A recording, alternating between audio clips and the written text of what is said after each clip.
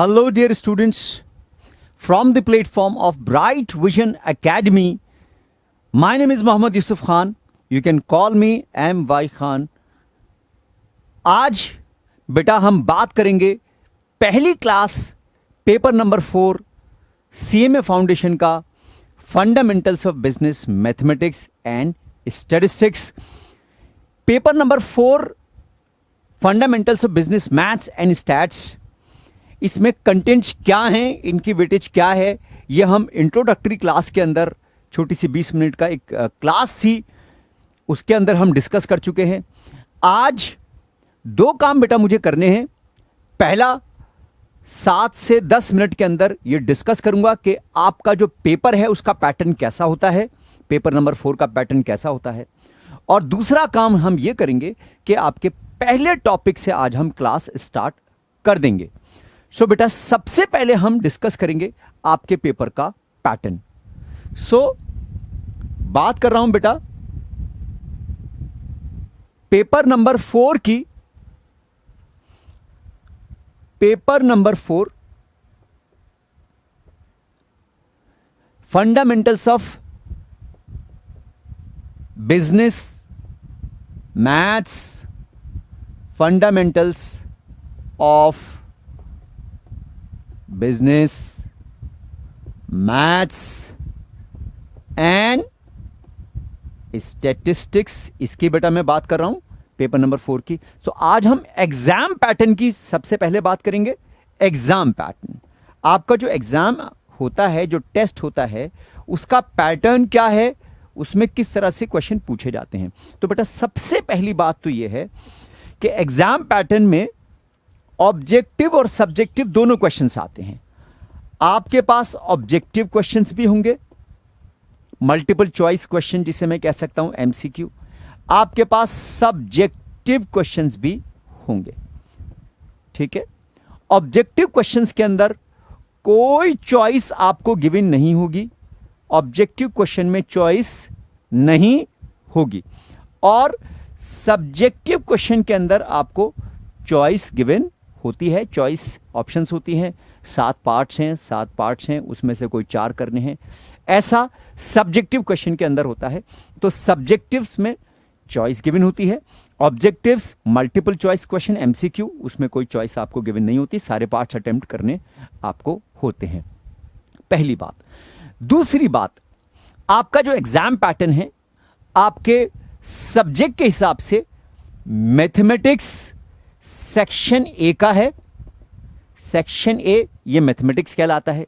जब आप एग्जाम का पेपर देखेंगे, जून 2019 का पेपर मेरे सामने है, जून 2019 का पेपर, तो सेक्शन A ये 40% की वेटेज है पूरे 100 में से, यानी 40 मार्क्स का। सेक्शन B जो है वो सेक्शन B स्टैटिस्टिक्स है।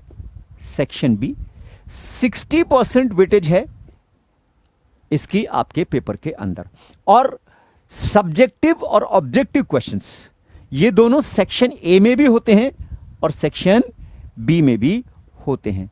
सेक्शन A मैथ्स का है, इसमें सब्जेक्टिव ऑब्जेक्टिव दोनों क्वेश्चंस आएंगे। सेक्शन B स्टैटिस्टिक्स है, इसमें भी सब्जेक्टिव ऑब्जेक्टिव क्वेश्चंस पूछे जाएंगे। जरा डिटेल में सामने रखते हैं आपका पेपर जून 2019 का, कितने कितने मार्क्स पेपर के अंदर थे और किस तरह से क्वेश्चन पेपर डिजाइन आपका किया जाता है। सबसे पहला पार्ट आपके जून 2019 का जो है उसके अंदर सेक्शन A मैथ्स का है बेटा। मैथमेटिक्स जो है वो 40% की वेटेज है, 40% मार्क्स का है मैथ्स, ठीक है। और इसके अंदर क्वेश्चन नंबर 1 कितने पार्ट्स हैं बेटा इसके अंदर? 9 पार्ट्स हैं। कितने पार्ट्स हैं क्वेश्चन नंबर 1 में? 9। पहले पार्ट से लेकर 9 तक कितने पार्ट्स हैं टोटल? इन ऑल 9 पार्ट्स हैं। क्वेश्चन नंबर 1 पूरा ऑब्जेक्टिव है, मल्टीपल चॉइस है। मैं ऑब्जेक्टिव ना बोलकर इसको MCQ बोल दूं तो ज्यादा अच्छा है, ठीक है। क्वेश्चन नंबर 1 ये पूरा MCQ है, कोई चॉइस इसके अंदर नहीं है जैसे मैंने बताया था। और 9 पार्ट्स हैं, हर पार्ट 2 मार्क्स का है, तो 9 पार्ट्स 2 9 जा 18 मार्क्स का आपका क्वेश्चन नंबर 1 हो गया। ठीक है बेटा, क्लियर है? आगे बढ़ें। इसके बाद आता है आपका क्वेश्चन नंबर 2। क्वेश्चन नंबर 2, इसके अंदर बेटा 6 पार्ट्स हैं, फर्स्ट से लेकर 6 तक। ये भी एमसीक्यू है, मल्टीपल चॉइस क्वेश्चन है, और एमसीक्यू में कोई ऑप्शन, कोई चॉइस नहीं है आपकी। हर पार्ट 1 मार्क का है, 6 पार्ट्स हैं, तो टोटल 6 मार्क्स इसके हो गए। ठीक है, आगे चलते हैं। Question number 3। क्वेश्चन नंबर 3 में 6 पार्ट्स गिवन है थर्ड क्वेश्चन के अंदर, और उसमें से आपको एनी 4 अटेम्प्ट करने हैं। क्वेश्चन नंबर 3 सब्जेक्टिव है। कैसा है ये? सब्जेक्टिव है, और इसमें आपको एनी 4 पार्ट्स करने हैं, कोई भी 4 पार्ट्स करने हैं। 6 पार्ट्स गिवन है, उसमें से कोई 4 आपको अटेम्प्ट करने हैं। सो एनी 4 पार्ट्स हैं, हर पार्ट 4 मार्क्स का है। हर पार्ट कितने मार्क्स का है बेटा? 4 मार्क्स का है। 4 पार्ट्स हैं, सो 4 4 जा 16 मार्क्स टोटल इसके भी हो जाते हैं। सो बेटा अगर हम इसको सम अप करें, इसका टोटल करें, 18 प्लस 6 प्लस 16, तो इसका सम आता है 40। सेक्शन ए मैथमेटिक्स 40 मार्क्स का पूरा आपका हो गया। बात समझ में आ गई? आगे बढ़ते हैं, बात करते हैं बेटा सेक्शन बी की। सेक्शन बी में आपको बेटा फेस करना है स्टैटिस्टिक्स। स्टैटिस्टिक्स आपको सेक्शन बी के अंदर फेस करना है। सो स्टैटिस्टिक्स में भी ऑब्जेक्टिव क्वेश्चंस भी होंगे और सब्जेक्टिव क्वेश्चंस भी होंगे। सबसे पहला क्वेश्चन, क्वेश्चन नंबर 4 स्टैटिस्टिक्स के अंदर एमसीक्यू है, मल्टीपल चॉइस क्वेश्चन है, और कितने पार्ट्स हैं बेटा? 12 पार्ट्स हैं, 12 पार्ट्स। पहले पार्ट से लेकर और 12 पार्ट्स तक टोटल कितने हैं? 12 पार्ट्स हैं। एमसीक्यू का क्वेश्चन है, एमसीक्यू मल्टीपल चॉइस क्वेश्चन है, तो बेटा इसमें चॉइस नहीं है। आप इसमें कोई क्वेश्चन ऐसा नहीं हो सकता चूज करें, कुछ क्वेश्चन छोड़ दें, सारे क्वेश्चंस कंपलसरी है। सो 12 पार्ट्स हैं, हर क्वेश्चन, हर पार्ट 2 मार्क्स का है, इंटू 12 तो कितने होगा बेटा? 24 मार्क्स आपके question number 1, question number 4 carry कर जाता है। ठीक है, आगे बढ़ते हैं बेटा। Next question, question number 5। Question number 5 भी बेटा ऑब्जेक्टिव क्वेश्चन है। क्वेश्चन नंबर 5 ये भी ऑब्जेक्टिव क्वेश्चन है। इसके अंदर भी 12 पार्ट्स हैं, 1 से लेके 12 तक टोटल 12 पार्ट्स हैं। एमसीक्यू है, कोई चॉइस नहीं है, 12 पार्ट्स हैं, हर पार्ट 1 मार्क का है। 1 इंटू 12, सो बेटा कितने मार्क्स हो गए? 12 मार्क्स हो गए। ठीक है, आई होप क्लियर है, कोई कंफ्यूजन नहीं होनी चाहिए बेटा।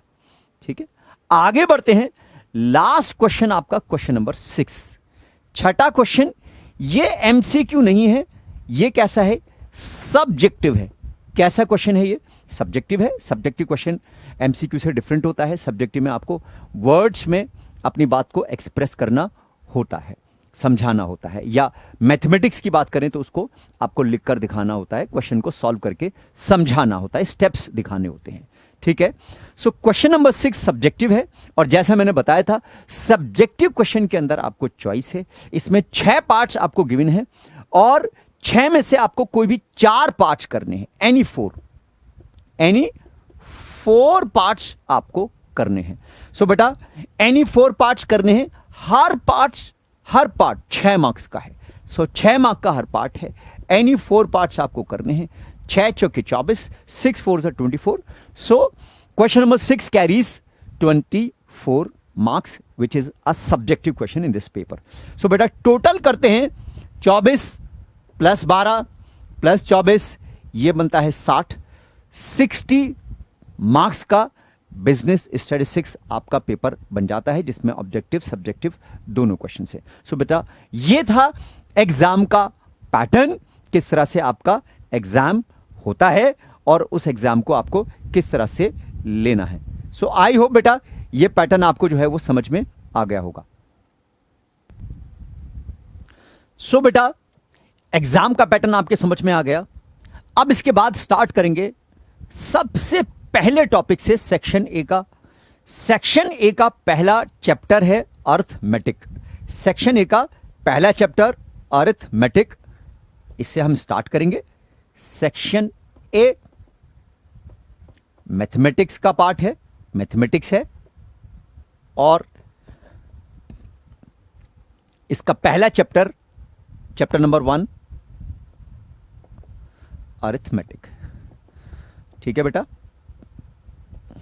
अरिथमेटिक से स्टार्ट करेंगे। अरिथमेटिक में सबसे पहला टॉपिक है ratio, variations, proportion. Ratio, variations and proportion. ठीक है बेटा, सो इसमें भी सबसे पहले बेटा हम रेशो से स्टार्ट करते हैं।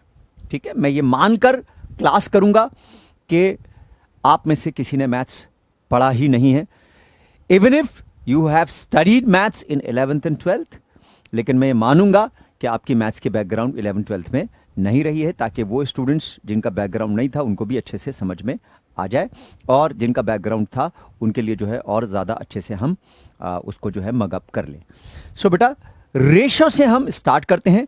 पहला टॉपिक है, हम थ्योरी भी करेंगे, समझेंगे, क्वेश्चंस भी करेंगे, और मेरा पर्पस, मेरा टारगेट रहेगा कि जितने इंपॉर्टेंट क्वेश्चंस हैं, डिफिकल्ट क्वेश्चंस हैं, वो आपके सामने रखूं, और इजी क्वेश्चंस या सॉल्व्ड एग्जांपल जो है वो आपके लिए खुद घर पर सॉल्व करने के लिए छोड़ दूं मैं। सो बेटा, सेक्शन ए के रेशो से सबसे पहले मैं स्टार्ट कर रहा हूं। आइए बात करते हैं रेशो की। रेशो किसे कहते हैं? Ratio is comparison of two quantities of same unit. Ratio क्या है? कंपैरिजन है दो क्वांटिटीज का जिनके यूनिट्स सेम हैं। फॉर एग्जाम्पल, आपने पिछले महीने जो अर्निंग करी थी ए, वो थी ₹5,000। इस महीने आज आपने जो है अच्छा काम किया, अच्छा परफॉर्म किया, आज आपने जो अर्निंग करी बी, वो है ₹7,000। ठीक है बेटा, सो अगर मैं ए अपॉन बी कर दूं या ₹5,000 अपॉन 7,000 कर दूं, तो यहां बेटा इक्वल का साइन सिर्फ एक ही लगेगा। एक इक्वल का साइन लगाता हूं मैं यहां पर, लीजिए जी। ए ₹5,000 आपकी अर्निंग थी पिछले महीने, बी ₹7,000 थी इस महीने। ए अपॉन बी, इसका रेशो जब आपने निकाला, सो ये रेशो आया 5,000 अपॉन 7,000, जिसको सिंप्लीफाई करके हम रुपीस से रुपीस कैंसिल कर देते हैं। मैं यहां कैंसिल कर रहा हूं, रुपीस से रुपीस हम कैंसिल कर देंगे, और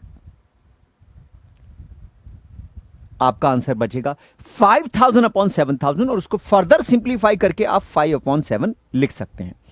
सो पिछले महीने और इस महीने की इनकम का रेशो आपका 5 अपॉन 7 आया। हम इसको ऐसे भी लिखते हैं, ए इज टू बी, यानी पिछले महीने की इनकम ए, इस महीने की income B, A is to B. कितना आंसर है ये कितना आंसर है? 5:7। सो बेटा, रेशो में हमने ए और बी दोनों इनकम ली है, दोनों का unit of measurement rupees same है, यह बात याद रखने की है। ऐसा नहीं हो सकता कि मैं पिछले महीने की इनकम और इस महीने आज मैंने कितना किताबें खरीदी उनका कंपैरिजन करूं। ठीक है, ऐसा नहीं हो सकता कि एक किसान, एक फार्मर दो चीजों का कंपैरिजन करे। इस साल कितने क्विंटल उसने फसल उगाई, इसका कंपैरिजन, और इस साल उसकी अर्निंग कितनी हुई रुपीस में, उसका कंपैरिजन करे। तो बेटा, दो क्वांटिटीज जिनको हम कंपेयर करेंगे, उन दो क्वांटिटीज का यूनिट सेम होना चाहिए। हम ऐसा कर सकते हैं, आपने पिछले महीने कितने पॉकेट मनी ली थी, इस महीने आपकी पॉकेट मनी क्या है, दोनों रुपीस में मेजर होंगे, इसका कंपैरिजन हो सकता है। ठीक है, आपका वेट पिछले महीने कितना था, इस महीने कितना है, इसका कंपैरिजन हम कर सकते हैं क्योंकि दोनों का यूनिट ऑफ मेजरमेंट किलोग्राम है, सेम है, इस तरह से हम कंपैरिजन कर सकते हैं। इंडिया ने पिछले साल कितना क्विंटल, कितना टन व्हीट एक्सपोर्ट किया था, इस साल कितना एक्सपोर्ट किया है, इसका हम कंपैरिजन कर सकते हैं, दोनों का यूनिट सेम है। सो बेटा रेशो में ए और बी इन दोनों का यूनिट ऑफ मेजरमेंट सेम होना चाहिए, ठीक है।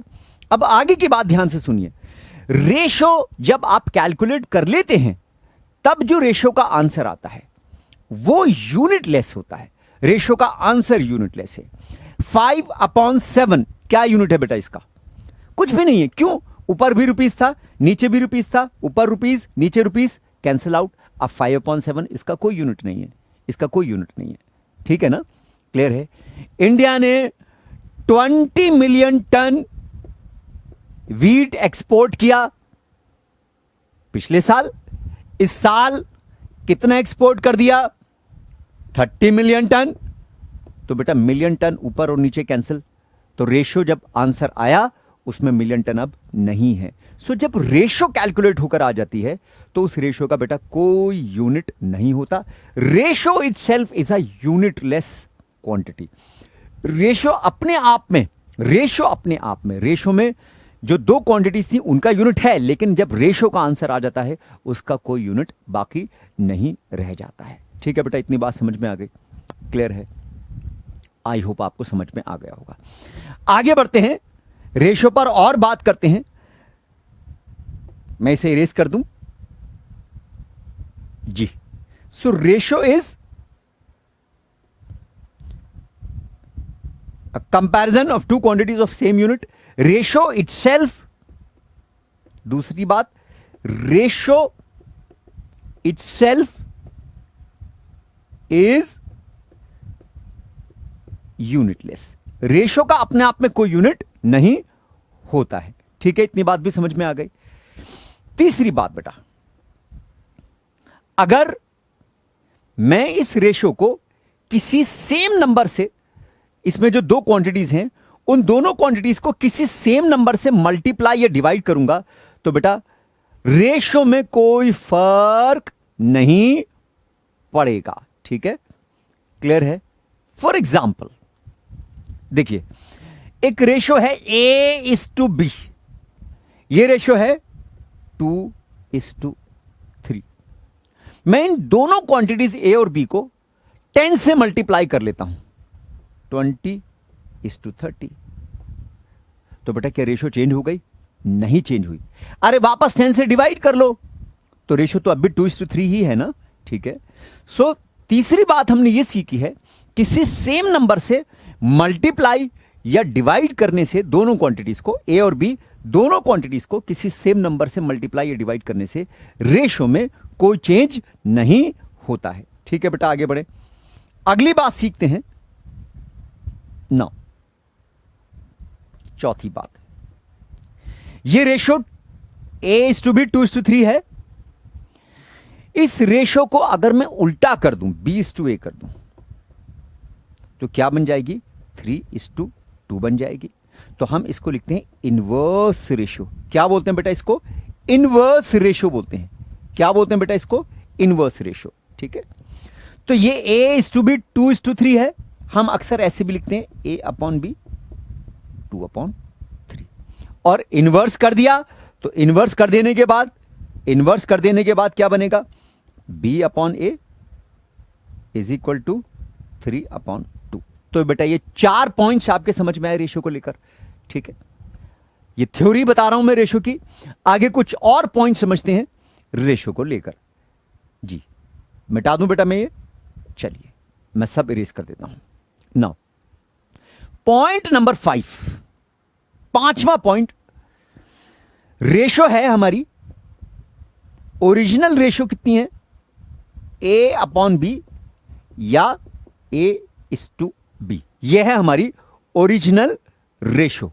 सो बेटा इस ओरिजिनल रेशो को अगर मैं कंपेयर करूं इसके अंदर, ना अगर मैं कंपेयर करूं इसके स्क्वायर, पहली क्वांटिटी के स्क्वायर को दूसरी क्वांटिटी के स्क्वायर से, अगर ये एक नई रेशो बनाऊं, कैसी रेशो बनाई? ए के स्क्वायर को बी के स्क्वायर से कंपेयर करूं तो एक नई रेशो बन गई है, ठीक है। तो अब इस रेशो को क्या बोलते हैं? इसको बोलते हैं डुप्लीकेट रेशो। क्या बोलते हैं बेटा इसे? इसे बोलते हैं डुप्लीकेट रेशो, ठीक है। ओरिजिनल रेशो क्या थी? A is to B. Duplicate ratio इसकी क्या बन गई? A square is to B square. इसी तरह से अगर मैं इनके क्यूब्स को कंपेयर करूं, A cube is to B cube, तो इसको बोलते हैं बेटा ट्रिप्लिकेट रेशो। क्या बोलते हैं बेटा इसको? ट्रिप्लिकेट रेशो बोलते हैं, ठीक है। इनके क्यूब्स को अगर हम कंपेयर करते हैं तो बेटा इसको हम क्या बोलते हैं? Triplicate ratio. आई होप कोई कंफ्यूजन नहीं होनी चाहिए, ठीक है। इसी तरह ओरिजिनल रेशो हमारी ए टू बी है। अगर इनके स्क्वायर रूट्स को कंपेयर करें, ए की power half is to B की पावर हाफ, स्क्वायर रूट्स को कंपेयर करें तो बेटा इसको हम बोलते हैं सब डुप्लीकेट रेशो। क्या बोलते हैं बेटा इसे? हम सब डुप्लीकेट रेशो। और इसी तरह से अगर हम इनके क्यूब रूट को कंपेयर करें, क्यूब रूट क्या होता है? पावर 1/3, ठीक है, बी की पावर 1/3। तो ये एक नई रेशो आई। ओरिजिनल रेशो क्या थी? A is to B. इनके क्यूब रूट से एक नई रेशो बनाई, इसको हम क्या बोलते हैं बेटा? सब triplicate ratio. I hope writing चल जाएगी। चलिए, सो ये 8 पॉइंट्स बेटा अब तक क्लियर हो गए? क्लियर है। आगे बढ़ते हैं, कोई चीज छूटी तो नहीं। Continued ratio and compound ratio. ना, एक ओरिजिनल रेशो है ए इज टू बी, ठीक है, और एक रेशो है सी इज टू डी। अगर मैं इनकी कंपाउंड रेशो बनाऊंगा, कौन सी रेशो? कंपाउंड रेशो या कंपाउंडेड रेशो भी बोलते हैं, ठीक है, कंपाउंडेड रेशो या कंपाउंड रेशो। तो कैसे बनेगी इनकी कंपाउंडेड रेशो? ये दो रेशो उसी मेरे पास, A is to B and C is to D. इनकी कंपाउंडेड रेशो कैसे बनाते हैं? इनकी दोनों की पहली टर्म्स को मल्टीप्लाई करते हैं, ए इंटू सी इज टू, और कंपेयर करते हैं किससे? दोनों की दूसरी टर्म के प्रोडक्ट से, बी इंटू डी से, ठीक है। फॉर एग्जाम्पल, मैं एक एग्जाम्पल लेता हूं। एक रेशो 2:3 है एंड एक रेशो 4:5 है। आई होप नजर आ रहा है स्क्रीन पर, ठीक। मुझे इनके कंपाउंड रेशो बनानी है, तो कंपाउंड रेशो कैसे बनाएंगे? इसकी पहली और इसकी पहली, इन दोनों को मल्टीप्लाई करेंगे। सो 2 4 8 इज टू, फिर इसकी बाद वाली, इसकी बाद वाली, 3 5 15। ये बन गई आपकी कंपाउंड रेशो, ठीक है बेटा, क्लियर है। Now 10, point number 10, last point, continued ratio.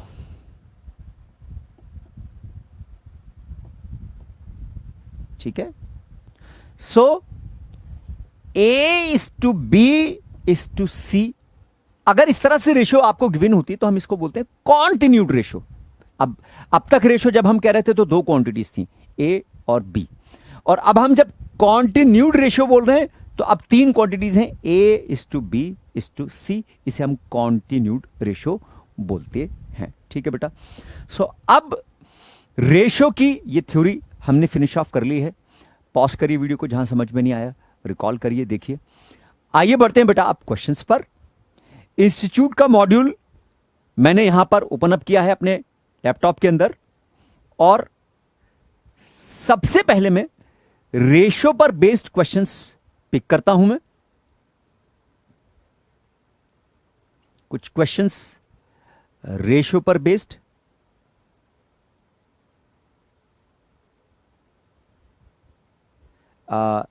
Unsolved question उठाते हैं बेटा हम। ये एक्सरसाइज है प्रैक्टिस प्रॉब्लम करके, ठीक है बेटा, ये सब मिटा दूं मैं। चलो, सो मैंने एक एक्सरसाइज खोली है इंस्टीट्यूट के मॉड्यूल से, प्रैक्टिस प्रॉब्लम करके। प्रैक्टिस प्रॉब्लम,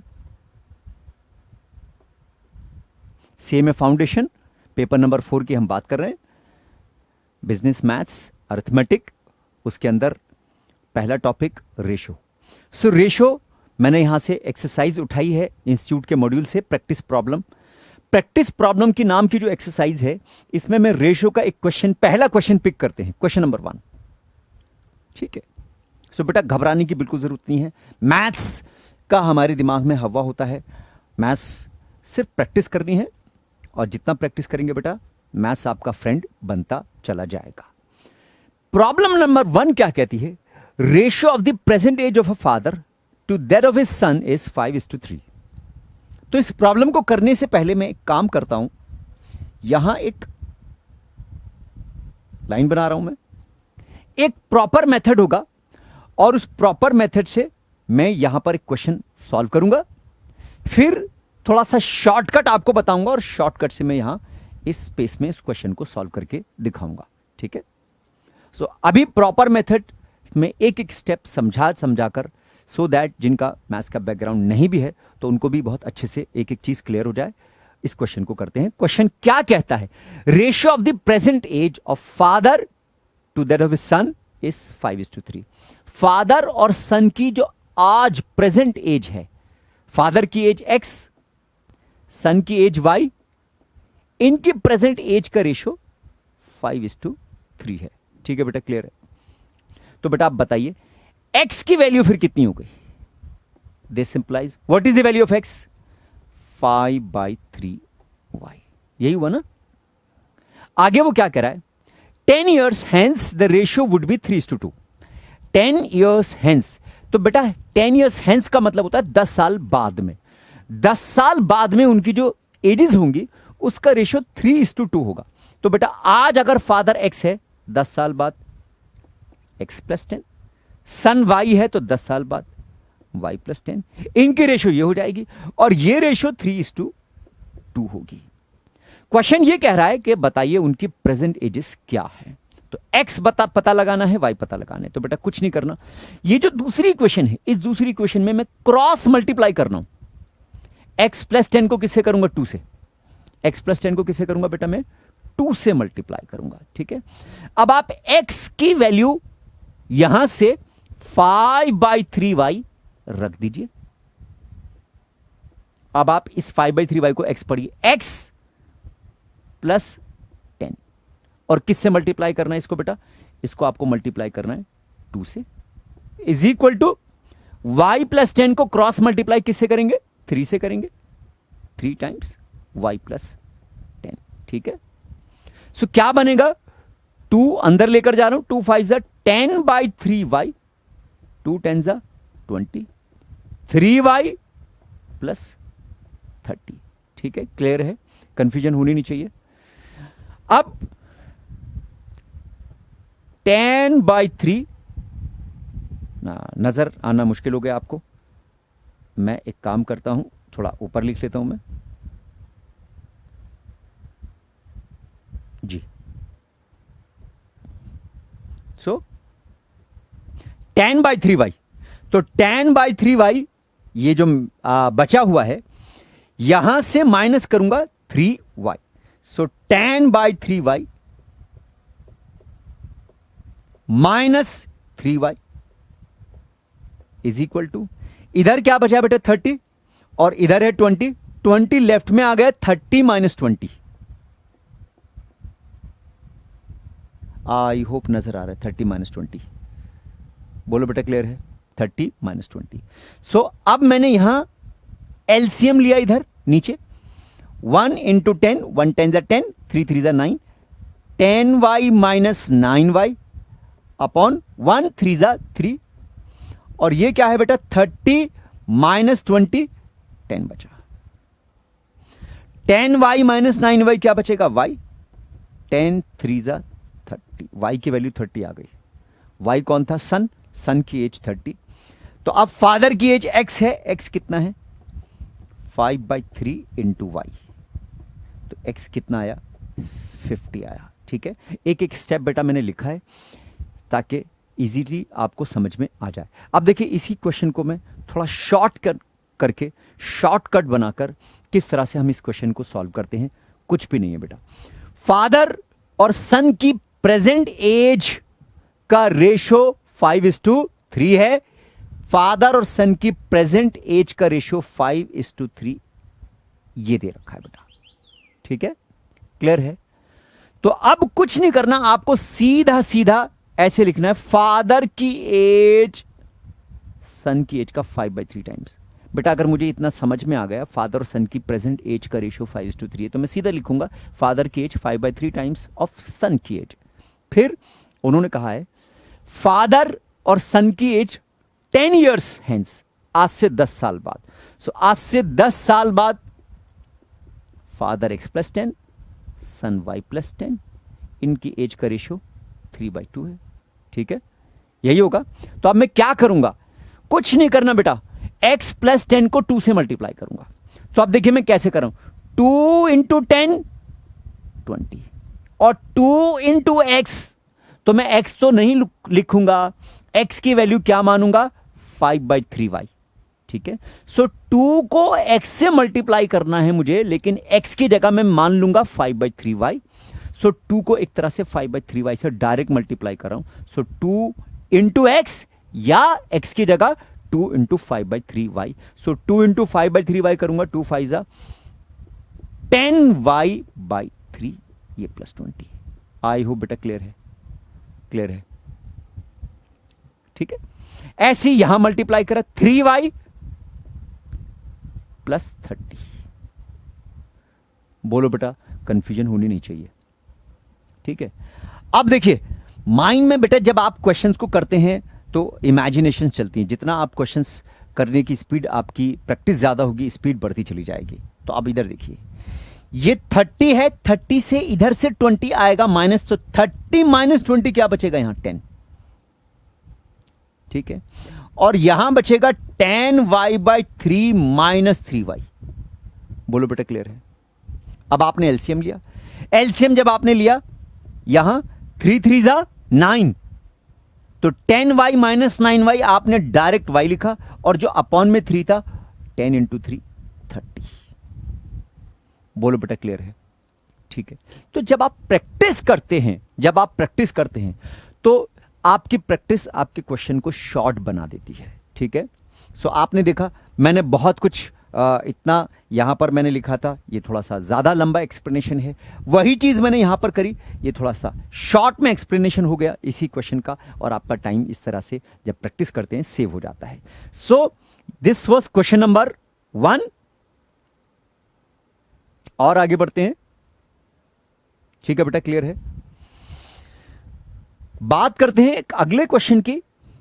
जी, क्वेश्चन नंबर 2, प्रैक्टिस प्रॉब्लम का सेक्शन का मॉड्यूल हम करें, क्वेश्चन नंबर 2 की बात करें। Monthly salaries of 2 persons are in the ratio 3:5। ऐसे ही कुछ क्वेश्चन है, 2 पर्सन की मंथली सैलरीज का रेशियो 3:5 है। एक सैलरी अर्न करता है x, एक y, इनकी सैलरीज का ratio 3:5। If each receives an increase of 20 in the salary, हर एक की सैलरी 20 रुपया बढ़ जाती है, देन द रेशियो बिकम्स 13:21। फिर रेशियो क्या बन जाता है बेटा, 13:21। हर एक की सैलरी 20 रुपया बढ़ गई, तो इसकी सैलरी 20 बढ़ी, x+20 हुई, इसकी सैलरी 20 बढ़ी, y+20 हुई। अब ये नया रेशियो जो आया, ये कितना बना, 13/21। ठीक है बेटा, क्लियर है? कोई कंफ्यूजन नहीं है? ये नया रेशियो आया। क्वेश्चन क्या है, फाइंड द रेस्पेक्टिव सैलरीज, इनकी सैलरीज क्या हैं ये पता लगाना है। तो बेटा जैसे क्वेश्चन हमने पिछला करा था, मैं आज ये स्पेस क्रिएट कर रहा हूं, यहां प्रॉपर स्टेप्स लिखूंगा, फिर यहां इस स्पेस के अंदर शॉर्ट में क्वेश्चन को मैं करके दिखाऊंगा। तो अभी इस स्पेस में मैं पूरा प्रॉपर स्टेप्स लिखकर दिखा रहा हूं। तो कुछ नहीं करना, एक्स की वैल्यू देखिए क्या होगी, एक्स की वैल्यू क्या आ गई, वाई के टर्म्स में 3/5y। ठीक है, और x की ये वैल्यू यहां रख रहा हूं 3/5y, और ये क्या था, +20, और क्रॉस मल्टीप्लाई करा इसको किससे, 21 से, is equal to y +20 × 13। I hope बेटा समझ में आ गया? कुछ नहीं करा, क्रॉस मल्टीप्लाई करा, बस क्रॉस मल्टीप्लीकेशन में x की जगह मैंने 3/5y रख दिया। ठीक है, अब मल्टीप्लाई कर रहा हूं मैं, अंदर 21 से मल्टीप्लाई कर दिया 3 को, 63/5y, और ये 420 is equal to 3y plus 260। I hope बेटा क्लियर है, कोई कंफ्यूजन होनी नहीं चाहिए, ठीक है। सो अब क्या करना है, कुछ नहीं करना, 420 यहां है, ये 260 माइनस करके इधर ले आओ, is equal to, I hope screen पे नजर आ रहा है आपको, इसी तरह से 3y यहां है, माइनस करके इसको 63/5 y इधर ले आओ। 420 माइनस 260 कितना बचा भाई, 0, 12 में से 6 6, 3 में से 2 1, 160 इज इक्वल टू, और यहां क्या कर रहा हूं बेटा, कुछ नहीं कर रहा, एलसीएम ले रहा हूं, 5, ये क्या क्या हुआ, सॉरी ये 13 है बेटा, ये 13 को y से मल्टीप्लाई करना, गलती कर दी, 13y, ठीक है, ये 13 है, 13 है ना। सो 13 इंटू 5, एलसीएम लिया बेटा, 65y माइनस 63y, अपॉन में क्या बचा है बेटा, 5। आई होप क्लियर है। 160 को 5 से मल्टीप्लाई करा, 800, और 65y माइनस 63y 2y, सो y की वैल्यू कितनी हो गई बेटा, 400। y की सैलरी 400 है और y की ये वैल्यू यहां रख दी तो x का आंसर आ जाएगा। सो बेटा x कितना है, 3/5 इंटू 400, तो x की सैलरी कितनी आ गई, 240, ठीक है। तो ये x और y की सैलरीज का आंसर आ गया। तो ये मैंने प्रॉपर स्टेप्स करे थे और इन सारे प्रॉपर स्टेप से इस क्वेश्चन को मैंने सॉल्व किया। आई होप आपको समझ में आया होगा, ठीक है। आगे बढ़े बेटा, अब इसी को मैं थोड़ा शॉर्टकट में यहां पर एक्सप्लेन कर रहा हूं। मैं जब प्रैक्टिस करते हैं बेटा स्टेप्स आपके कम हो जाते हैं। देखिए उन्होंने कहा है दोनों की सैलरी का रेशियो 3/5 है, तो मैं सीधा ये लिखता हूं, एक की सैलरी x, वो दूसरे की 3/5 टाइम्स हो गई, सीधा सीधा, ठीक है। फिर उन्होंने कहा है अगर उनकी सैलरी में 20 रुपए का इंक्रीमेंट हो जाए तो रेशियो कितना आएगा, 13/21। सो अब 20 रुपए का इंक्रीमेंट है तो बेटा मुझे क्या करना है, क्रॉस मल्टीप्लाई करना है। तो x की जगह मैंने लिखा 3/5y प्लस 20, बोलो, और मल्टीप्लाई कर दिया इसे किससे, क्रॉस से, 21 से, और ये किसके बराबर होना चाहिए, is equal to y plus 20 into 13 से। स्क्रीन पे आपको साफ साफ नजर आ रहा होगा, आई होप, ठीक है बेटा, क्लियर है, कोई कंफ्यूजन तो नहीं है। नाउ कुछ नहीं करना बेटा, ब्रैकेट ओपन अप करना है। ब्रैकेट क्या करना है, open up, 21 into 3 63/5 plus 420 is equal to 13y plus 260।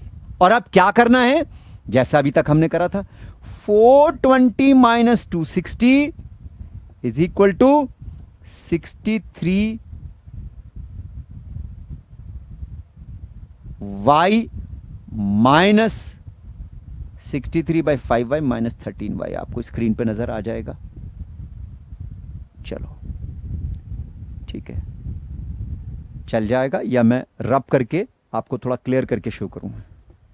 चलिए थोड़ा सा क्लियर करता हूं मैं, फिर से स्टेप लिख रहा हूं मैं, घबराइए नहीं बेटा, फिर स्टेप लिख रहा हूं मैं। देखिए मैंने क्या किया, 420 माइनस 260 राइट हैंड साइड से लेफ्ट लिया है, इज इक्वल टू यहां क्या बचा है 13y, और ये माइनस 63/5y इधर आ गया। आई होप अब चल जाएगा, ठीक है। ये 63 है, तो बेटा अब कुछ नहीं करना, मुझे सिंप्लीफाई करना है। 420 में से 260 गया, 160 इज इक्वल टू, यहां एलसीएम दिया, 13 5 65 y minus 63y upon 5, multiply करके सिंप्लीफाई करेंगे। 160 इंटू 5 800, और 65 माइनस 63y 2y, 2 नीचे ले लिया, तो बेटा y का आंसर आपका 400 आ गया, ठीक है। और y 400 है तो यहां रख दिया, y 400 रखकर x की वैल्यू 240 आ गई, ठीक है। सो बेटा क्वेश्चन को प्रैक्टिस करते हैं तो क्वेश्चन में स्टेप्स आपके कम हो जाते हैं, क्वेश्चन करना आपके लिए इजी हो जाता है। रेशियो के अगले क्वेश्चन पर बढ़ते हैं। दिस वाज क्वेश्चन नंबर 2 जी। चलिए एक question, third question number 3 practice problem का। क्वेश्चन सेज ये नंबर 17, 25, 31, 47 इनमें से क्या सबट्रैक्ट करें, सब में से एक same number, so that the reminders में बी इन प्रोपोर्शन। ये प्रोपोर्शन का क्वेश्चन आ गया है, रेशियो का नहीं है, लेकिन चलिए क्वेश्चन आया है, बहुत कोई फर्क खास नहीं है, मैं अभी हाथ क्या समझा देता हूं मैं। सो इनमें से कोई नंबर सेम चारों में से सबट्रैक्ट करेंगे सो दैट वो प्रोपोर्शन में बन जाए। तो प्रोपोर्शन में बन जाए, घबराइए नहीं कि सर अभी तो प्रोपोर्शन बताया नहीं, ये रेशियो ही है, कोई डिफरेंट नहीं है। ठीक है, देखिए मैंने कहा सपोज इन चारों में से एक नंबर सेम सबट्रैक्ट करना है, वो नंबर है x। तो मैंने 4 नंबर बना लिए, 17 minus x, 25 minus x, 31 minus x, 47 minus x. ठीक है, क्लियर है। तो उसने कहा है एक सेम नंबर सबट्रैक्ट करके चारों प्रोपोर्शन में हो। तो चारों प्रोपोर्शन का मतलब बता देता हूं। इसका मतलब सीधा सीधा ये 17 minus x upon 25 minus x का आंसर बराबर होना चाहिए 31 minus x upon 47 minus x के। ठीक है, और कोई घबराने की जरूरत नहीं है। ठीक है, यही है। सो अब वो x की वैल्यू आपको फाइंड आउट करनी है। सो बेटा कुछ नहीं करना है इसके अंदर, क्रॉस सब्जेक्टिव क्वेश्चन है, इसमें कोई एमसीक्यू नहीं है, चॉइस भी नहीं है, क्रॉस मल्टीप्लाई करना है। क्या करना है बेटा, इसे क्रॉस मल्टीप्लाई करना है। 17 इंटू 47, ठीक है, तो 17 इंटू 47 को मैं देखिए इस पूरी न्यूमरेटर को इस पूरे डिनोमिनेटर से मल्टीप्लाई करूंगा। तो सबसे पहले 17 को इन दोनों से मल्टीप्लाई कर रहा हूं, सबसे पहले 17 को इन दोनों से, 47 से भी मल्टीप्लाई कर रहा हूं मैं, और x से भी, माइनस एक्स से भी मल्टीप्लाई करूंगा। 17 इंटू 47, तो कितना बन गया बेटा, 119, 11 कैरी, 17 इंटू 4 68, 69, 79, तो क्या बन गया 799। क्लियर है। 17 इंटू माइनस एक्स, ठीक है, माइनस 17x। आई होप क्लियर है।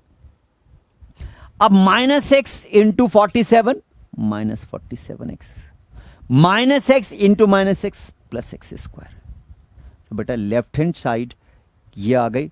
मैंने इस न्यूमरेटर को इस डिनोमिनेटर से मल्टीप्लाई करा। घबराने की जरूरत नहीं है कि सर इतना लंबा एक्सप्रेशन है, अभी देखो सिंप्लीफाई कैसे होता है। ऐसे अब इस डिनोमिनेटर को इस न्यूमरेटर से मल्टीप्लाई करूंगा मैं। सो पहले 25 से इन दोनों को करूंगा, 25 से 31 को और x को, 25 into 31 775, 25 into minus x, minus x into 31, minus x into minus x. चलो लंबा एक्सप्रेशन था ना, अब देखिए कैसे सिंप्लीफाई होता है। एक्स स्क्वायर दोनों तरफ कैंसिल, इजी। अब 799 है ये, इधर देखते रहना बेटा ध्यान से। यहां से 775 में इधर लाऊंगा तो ये माइनस, ठीक है, कंफ्यूजन बिल्कुल भी नहीं होनी चाहिए। अब यहां देखिए, यहां लगाया इज इक्वल टू का साइन। अभी मैंने लेफ्ट हैंड साइड में माइनस 17x माइनस 47x छोड़ रखा है ना। इन दोनों को जरा सम करिए, माइनस 17 माइनस 47 कितना बनेगा 54, 64 माइनस का, माइनस 64x को मैं राइट हैंड साइड में ले जाऊंगा तो बेटा क्या बनेगा प्लस 64x। आ गई बात समझ में, ठीक है। और ये राइट हैंड साइड में ऑलरेडी ये माइनस में है, माइनस 25x माइनस 31x। तो बेटा जब मैं एडअप करूंगा तो क्या बनेगा माइनस का 56x। आई होप क्लियर है, कोई कंफ्यूजन नहीं होनी चाहिए। देखिए जो बड़ा लंबा सा स्टेप हमें नजर आ रहा था वो बहुत छोटा हो गया। अब 799 minus 775 24 is equal to, subtract करा 8x, x की वैल्यू 3, ठीक है। सो देखने में लग रहा था शायद क्वाड्रेटिक इक्वेशन बनेगी, बट कुछ नहीं हुआ, एक्स स्क्वायर दोनों तरफ कैंसिल आउट हो गया, सीधी सीधी लीनियर इक्वेशन एक्स में बनी और एक्स की वैल्यू आ गई। ये था सब्जेक्टिव क्वेश्चन। ठीक है, यहां बेटा एक इंपॉर्टेंट बात आपको बताना जरूरी है, इंपॉर्टेंट बात आपको बताना जरूरी है। चलिए अभी किसी और इस क्वेश्चन को तो हमने सॉल्व कर लिया, किसी और ऑब्जेक्टिव क्वेश्चन पर मुझे वो बात बतानी है। जब ऑब्जेक्टिव क्वेश्चन आएगा तो ऑब्जेक्टिव क्वेश्चन के साथ ही बताऊंगा मैं। तो आगे बढ़ते हैं और क्वेश्चंस चूज करते हैं रेशो से। Ratio ratio ratio, yes. इसी तरह से क्वेश्चन नंबर 7 है। Question says root A minus root B upon root A plus root B, इनका रेशियो कितना है बेटा? 1:2।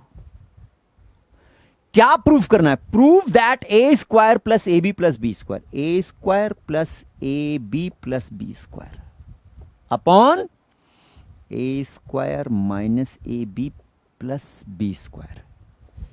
ये आंसर 91/73 है। ठीक है, सो आई होप नजर आ रहा है साफ साफ। ठीक है, चलो चल जाएगा। सो ये गिवन है और ये प्रूफ करना है। अब ये जब सर रूट और ये स्क्वायर आ जाते हैं तो थोड़ा घबराहट सी होने लगती है, तो बेटा ऐसा कुछ नहीं होना चाहिए, कुछ नहीं है, ये मैथ्स बस आपको घबराना नहीं है, बस प्रैक्टिस पे लग जाना है। ठीक है, जितना टाइम नर्वसनेस से घबराहट से आप अपना वेस्ट कर रहे हो, उतने टाइम में आप क्वेश्चन को प्रैक्टिस करने में लगा दो, आपकी नर्वसनेस घबराहट बेटा सब खत्म हो जाएगी। ठीक है, तो देखो अब मैं क्या करूंगा इस क्वेश्चन के अंदर, कुछ नहीं करना बेटा, क्रॉस मल्टीप्लाई करो। 2 से इसको मैं मल्टीप्लाई करूं, 2 root A minus 2 root B, 1 से इसको मल्टीप्लाई करो मैं, 1 times of root A plus root B. ठीक है, क्लियर है ना? 2 रूट ए और इधर से रूट ए माइनस में जाएगा, so 2 root A minus root A, क्या बचा? Root A is equal to minus 2 root B और इधर प्लस 2 रूट बी, तो माइनस 2 रूट बी राइट के इक्वल के राइट साइड जाके प्लस 2 रूट बी बन जाएगा, plus 2 root B plus root B plus 3 root B. ठीक है, इजी हो गया। स्क्वायर बोथ साइड, क्या कर रहा हूं अब मैं? अब स्क्वायर कर दो, तो स्क्वायर करूंगा रूट ए का स्क्वायर ए, 3 का 9, रूट बी का बी। सो ए की वैल्यू 9b आ गई और ए की वैल्यू 9b अब आप इस एक्सप्रेशन में सब्स्टिट्यूट कर देंगे, बस एज सिंपल एज दैट। तो सर जी अब मैं इसको लेफ्ट हैंड साइड को सिंप्लीफाई कर रहा हूं, ए की वैल्यू 9b, तो 9b का स्क्वायर यहां रख रहा हूं, 9b का स्क्वायर क्या बनेगा बेटा? 81b square. ए की value 9b, 9b into B 9b square. A की वैल्यू ना, अब तो बी स्क्वायर है भाई ना, नीचे ए की value 9b 81b square, A की value 9b minus 9b square और plus B square. I hope clear है। अब आप गौर से देखिए, 81b square plus 9b square plus B square बनेगा 91b स्क्वायर, और 81b square minus 9b square plus B square बनेगा आपका 73b स्क्वायर, और बी स्क्वायर से बी स्क्वायर कैंसिल, आ गया आंसर। ठीक है, लग रहा था पता नहीं क्वेश्चन में क्या करना पड़ेगा, square A square B square A B, कुछ भी हमें करना नहीं पड़ा, कुछ नहीं करना पड़ा, सीधा सीधा हमारा आंसर आ गया। ठीक है, हाँ चलिए आगे बढ़ते हैं। अभी प्रोपोर्शन के क्वेश्चन आ रहे हैं सामने, वो अभी हमें करने नहीं है, प्रोपोर्शन टॉपिक अभी हमने नहीं करा है। ठीक है, ऑब्जेक्टिव प्रॉब्लम पर आए, ये अब तक सब्जेक्टिव थे, चलो कुछ ऑब्जेक्टिव प्रॉब्लम पिक करते हैं। ठीक है, सो मैं ऑब्जेक्टिव प्रॉब्लम की एक्सरसाइज ओपन कर रहा हूं। मैंने आपके इंस्टीट्यूट के मॉड्यूल को ओपन अप किया है और उसमें ऑब्जेक्टिव प्रॉब्लम के नाम से एक एक्सरसाइज है, ऑब्जेक्टिव प्रॉब्लम। ठीक है, सो इस ऑब्जेक्टिव प्रॉब्लम में अब करते हैं, कौन सा क्वेश्चन करें? प्रोपोर्शन नहीं, now third question, question number 3। 2 numbers दो नंबर दे रखे हैं, एक 20 एंड x+2, ये दो नंबर दे रखे हैं। आर इन द रेशो, किस रेशो में है? 2:3। अरे तो बहुत इजी है, 20 और x+2 इनका रेशियो 2/3 है, तो x की वैल्यू फाइंड करनी है, तो बहुत इजी क्वेश्चन है। रेशियो किसका? 20 और x+2 का, तो 20 अपॉन x+2 कितना रेशियो है? 2/3, 2/3 लिख लिया। Cross multiply 2x+4 is equal to 60, तो 2x की वैल्यू 60 और ये 4 इधर गया, माइनस हो गया, -4 56, तो x की वैल्यू 28 आ गई। इजी क्वेश्चन था। चलिए और कोई डिफरेंट क्वेश्चन?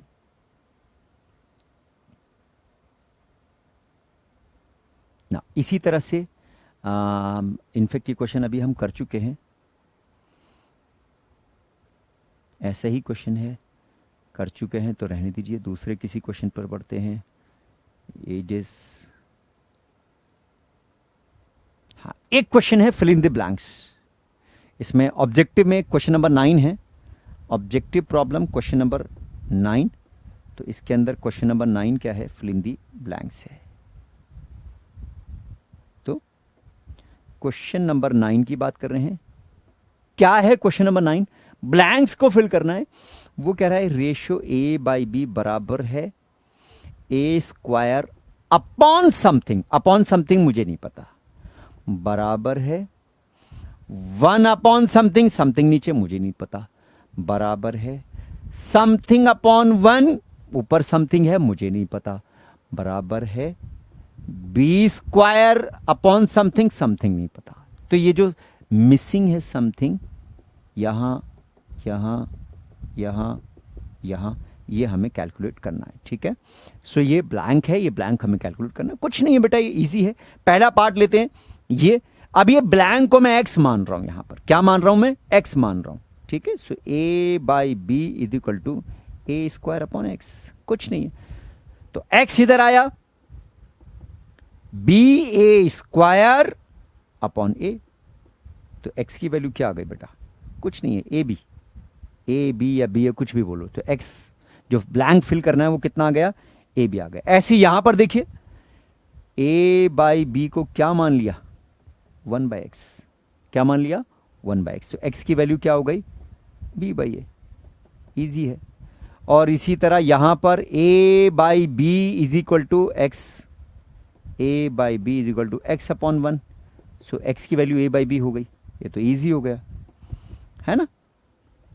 और इसी तरह से a/b is equal to b² upon x, a/b is equal to b² upon x, so x की वैल्यू क्या होगी? x is equal to b³ upon a, b³ upon a, ठीक है। इजी सा क्वेश्चन था, क्वेश्चन नंबर 9, ठीक है। आगे बढ़े बेटा,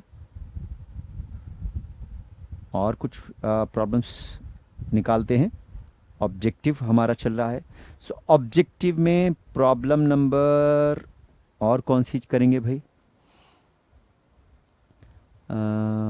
ठीक है, मल्टीपल चॉइस पर आ गए अब हम, तो अब हम कर रहे हैं इंस्टीट्यूट के मॉड्यूल का multiple choice question, MCQ institute के मॉड्यूल का, और एमसीक्यू में आ जाते हैं पहली प्रॉब्लम पर, प्रॉब्लम नंबर 1। क्या है पहली प्रॉब्लम? एक रेशियो a/b गिवन है 2:3, एक रेशियो b/c गिवन है 4:5। हमें रेशियो a/c क्या है ये फाइंड करना है, ठीक है बेटा, क्लियर है, कंफ्यूजन तो नहीं है। a/b 2:3, b/c 4:5, a/c की वैल्यू क्या है ये हमें फाइंड आउट करना है। आई होप क्लियर है। तो अब बेटा कैसे करेंगे? देखो बेटा, इस क्वेश्चन की एक ट्रिक है। क्या ट्रिक है? इस रेशियो a/b और b/c में जो कॉमन एलिमेंट है उस पर फोकस करना है। कॉमन एलिमेंट क्या है? b यहां पर भी है, b यहां पर भी है, बस यही हमारा कीवर्ड है। सो अब मैं देखिए ऐसे लिख रहा हूं, a/b/c। आप बताइए, a/b 2:3, b/c 4:5, ठीक है, अब आपको क्या करना है, ये जो बी कॉमन एलिमेंट था, इनके ये क्वांटिटीज देखिए दोनों में अलग अलग है, 3 और 4 है। अब आपको एक ऐसे नंबर से दोनों को मल्टीप्लाई करना है, अलग अलग होगा वो नंबर, सेम भी हो सकता है किसी केस में, तो सेम में फिर एक लेने की जरूरत नहीं है। मेरी बात को ज्यादा सीरियस मत लीजिए, मैं क्या कह रहा हूं अब उस पर ध्यान दीजिए। यहां बी के दो अलग अलग क्वांटिटीज हैं, एक 3 है, यहां 3 है इस रेशो में, इस रेशो में ये बी की क्वांटिटी 4 है। मैं अगर इस रेशो को 4 से मल्टीप्लाई कर दूं, कर सकते हैं, मैंने आपको बताया था किसी भी रेशो को सेम नंबर से मल्टीप्लाई या डिवाइड करने से रेशो में फर्क नहीं पड़ता, ठीक है ना। सो इस रेशो को 4 से करूंगा और नीचे वाली रेशो को 3 से मल्टीप्लाई कर दूं, तो बेटा बताइए बी की दोनों में क्वांटिटी सेम 12 हो जाएगी नहीं हो जाएगी? हो जाएगी ना। यही मेरा पर्पस था करना। तो मैं ऊपर वाली रेशो को 4 से मल्टीप्लाई कर रहा हूं, 4 2 ज़ा 8 इस टू 4 3 ज़ा 12, ठीक है। और नीचे वाली जो रेशो है इसको किससे मल्टीप्लाई करूंगा? 3 से। तो 3 4 ज़ा 12, वो 12 तो आ ही गया, 3 5 ज़ा 15। सो अब A/C का रेशो क्या आया बेटा? 8:15। और वो अगर आपसे क्वेश्चन में पूछता है A/B/C, तो रेशो 8:12:15 आंसर आपका हो ही गया। आई होप क्लियर है बेटा, कोई कंफ्यूजन होनी नहीं चाहिए, ठीक है। आगे बढ़े जी बेटा, मिटा देता हूं। MCQ हम कर रहे हैं, मल्टीपल चॉइस क्वेश्चन, इंस्टीट्यूट के मॉड्यूल से। CA फाउंडेशन के स्टूडेंट्स हैं आप, बड़े सिंसियर स्टूडेंट्स हैं, पेशेंस के साथ आप बैठे हुए हैं, thank you very much. So ratio में और क्या पढ़ें?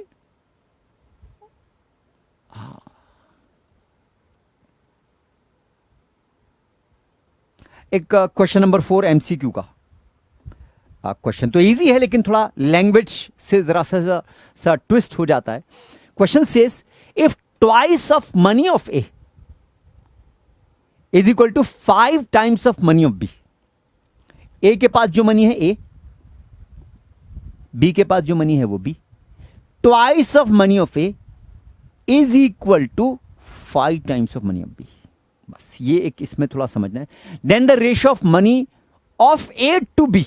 देखो बेटा उसने पूछा कैसे, उसने ऐसे बोला है ratio of A to B. तो बेटा जो पहले कहते हैं ऑफ ए टू बी, तो ए पहले लिखा जाएगा बी बाद में, या ए ऊपर न्यूमरेटर बी नीचे डिनोमिनेटर। तो कैसे रेशियो निकालेंगे? ए अपॉन बी 5/2, ठीक है। तो आंसर आएगा 5/2 या 5:2, या हम ऐसे लिखेंगे A/B is equal to 5:2 answer है। तो जल्दबाजी में बच्चे इसको जो है आंसर को गलत लिख देते हैं, 5:2 की जगह 2:5, तो वो बात गलत हो जाती है। तो ये ratio of A to B का मतलब ए पहले बी बाद में। क्वेश्चन नंबर 4 था ये। नाउ ये एज का क्वेश्चन है, कर लिया हमने, बहुत इजी सा है। क्वेश्चन नंबर 7 MCQ कर रहे हैं।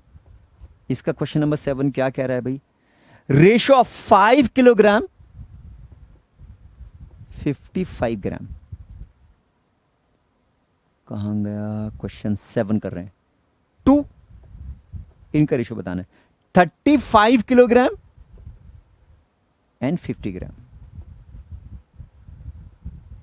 इन दोनों का रेशियो बताना है। एक वेट है 5 किलोग्राम 55 ग्राम, एक वेट है 35 किलोग्राम 50 ग्राम। तो इनका रेशियो बताना है बेटा, कुछ नहीं है, यूनिट कन्वर्जन। 1 किलो में कितने ग्राम होते हैं? 1000 ग्राम। तो अब सबसे पहले इस पूरे को 1000 ग्राम्स में कन्वर्ट कर देंगे। 5 किलो में कितने ग्राम होगा बेटा? 1 किलो में 1000, 5 किलो में 5000, 5055 ग्राम। तो मैं इसको लिखूंगा 5055 ग्राम, ठीक है। इस टू 1 किलो में 1000, तो ये 35 किलो है ना भाई, मैंने गलती तो नहीं कर दी? क्वेश्चन नंबर, हाँ ठीक है, 35 किलो। 35 किलो में 35,000 और प्लस 50, 35,050 ग्राम। अब आई होप बात समझ में आ गई होगी। ये 5 किलो था 55 ग्राम, 5 किलो 55 ग्राम था, ये 35 किलो 50 ग्राम था, तो 35 किलो, हाँ तो 35,050 ग्राम, ठीक है। तो अब इनकी रेशियो पूछिए, दिस इज टू दिस, कुछ भी नहीं है, रेशियो आ गया। अब इसको सिंप्लीफाई कर लो, 5 से डिवाइड करो, 50 से जिससे भी कैंसिल हो रहा है, 5 से अभी इजीली हो रहा है, 1011, 5 से, ठीक है।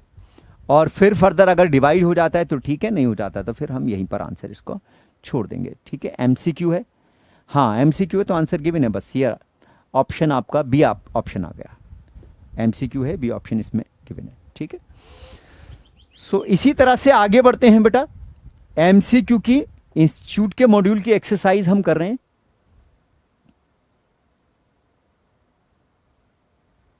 क्वेश्चन नंबर 9, 9th क्वेश्चन की बात करते हैं। क्या कह रहा है?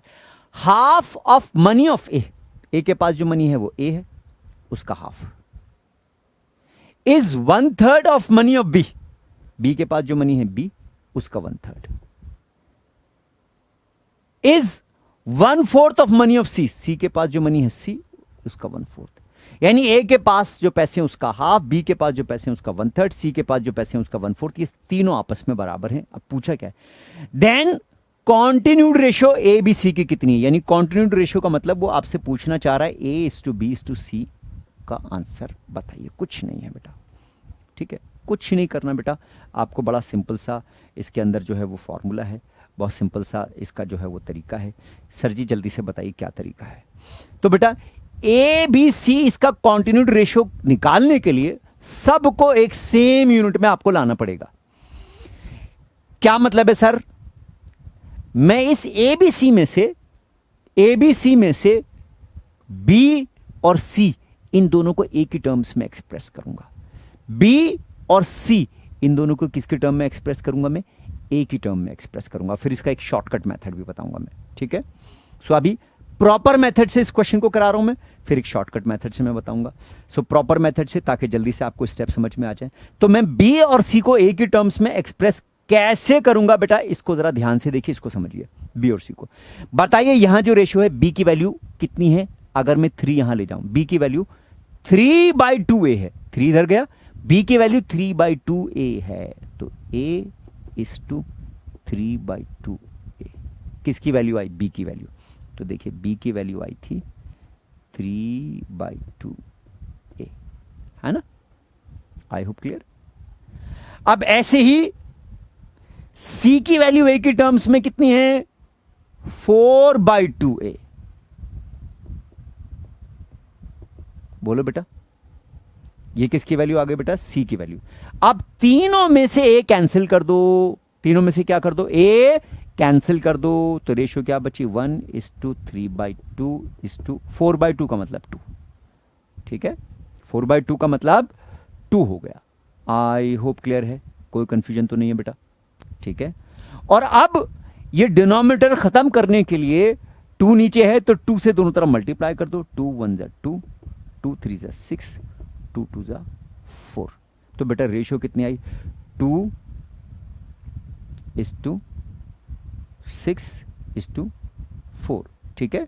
2 1 ज़ा 2, 2 3 ज़ा 6, 2 2 ज़ा 4। और सिंप्लीफाई और भी हो सकता है भाई। कैसे सिंप्लीफाई हो सकता है? 2 से डिवाइड भी हो रहा है। मैंने क्या किया? ये 3/2 है ना, कोई गलती तो नहीं करती मैंने? फिर से चेक करिए। 4/2 2 आ गया, ये 2 नीचे बचा है, ए सब कैंसिल करा, 1 ए कैंसिल करा, 3/2 ए कैंसिल करा, 4/2 2 से मल्टीप्लाई कर दिया, ठीक है, ठीक किया मैंने। 2 1 ज़ा 2, 2 से मल्टीप्लाई करके गलती कर दी है भाई, वही तो मैं कह रहा हूं, गलती कर दी। 2 से मल्टीप्लाई करके यहां 3 बचेगा ना, ठीक है। यहां 2 1 ज़ा 2, यहां 2 से मल्टीप्लाई करूंगा, 2 से 2 कैंसिल, 3 बचा, यहां 2 2 ज़ा 4। सो 2:3:4, ये आपका आंसर रेशो A:B:C का आ गया, ठीक है। A:B:C का रेशो कितना आया? 2 3 4। अब आप गौर से देखिए, अब शॉर्टकट बता दूं मैं, मजे की बात, शॉर्टकट बता दूं बेटा। जब भी इस तरह का क्वेश्चन आपके सामने आए, सो रेशो क्या होगी A:B:C की? इसको सिर्फ पलट दो, उल्टा कर दो। 4 C की जगह, B की जगह 3, A की जगह 2। आप देख रहे हैं बिल्कुल ये उल्टा हो गया। ये 2 था, 2 डिनोमिनेटर की बात कर रहा हूं सिर्फ, ये 3 था 3, ये 4 था 4, ठीक है। तो अब ऐसी फटाफट एक क्वेश्चन अगर मैं लेता हूं, क्या 1/5 5 of A is equal to 1/4 of B is equal to 1/3 of C. अब A is to B is to C का रेशियो बताओ, तो कुछ नहीं करना, 5:4:3 इज द आंसर। ठीक है, ये कब है? जब ऊपर न्यूमरेटर में तीनों में 1 1 आ रहा है तब। ठीक है, आई होप क्लियर हो गया। चलो, दिस वॉज क्वेश्चन नंबर 9। आगे बढ़े जी।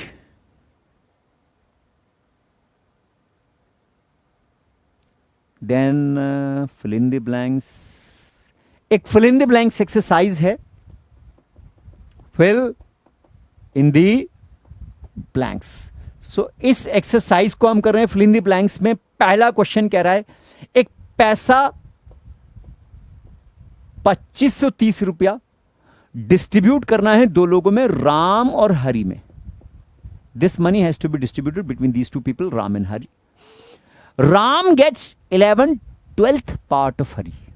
Ram gets 11/12 part of Hari. ठीक है, तो बेटा इसका मतलब क्या है? राम के पास आर है तो वो कितना है? 11/12 टाइम्स ऑफ जो कुछ हरि के पास है एच। ठीक है, आई होप समझ में आ गई बात। ठीक है, बोलो बेटा। अब उसने पूछा then Hari gets how much, और मैं इसमें पूछ लेता हूं राम भी बताओ हरि भी बताओ, दोनों। हरि को कितना मिलता है? तो बेटा कुछ भी नहीं है। हरि, क्योंकि हरि का कंट्रीब्यूशन पूछा है तो मैं सारी क्वेश्चन हरि के टर्म्स में लिखूंगा। हरि और राम का कंट्रीब्यूशन मिला के 2530 होता है। हरि का ये रहा और राम का 11/12 टाइम्स ऑफ हरि। ठीक है, इज इक्वल टू 2530। एलसीएम ले लिया बेटे, हैं यहां 1/1 है। 12 1 12, 12h प्लस 21h कितना बनेगा? 23h। और अपॉन में जो 12 नीचे आएगा वो नीचे अपॉन में 12 ना करके यहां मल्टीप्लाई कर दूंगा। 2530 इंटू 12। ठीक है, और ये h की वैल्यू 23 से डिवाइड हो रहा है ये, तो 23 से मैंने इसको डिवाइड किया, 23 से डिवाइड किया। 23 1 23, 2 बचा। हरि का कंट्रीब्यूशन कितना है? 1320। ये उस क्वेश्चन का पार्ट था, हरि का कंट्रीब्यूशन बताइए। इजी सा क्वेश्चन है बेटा, ऑब्जेक्टिव क्वेश्चन में। आगे बढ़ते हैं रेशियो के अंदर और क्वेश्चंस। और क्वेश्चन, एक रेशियो है, क्वेश्चन नंबर है 15 फिल इन द ब्लैंक्स का। एक्सरसाइज इंस्टीट्यूट का module fill in the blanks. ठीक है, क्वेश्चन नंबर 15 कह रहा है एक रेशियो 49:81 है, इसका सब डुप्लीकेट बताओ। याद आया?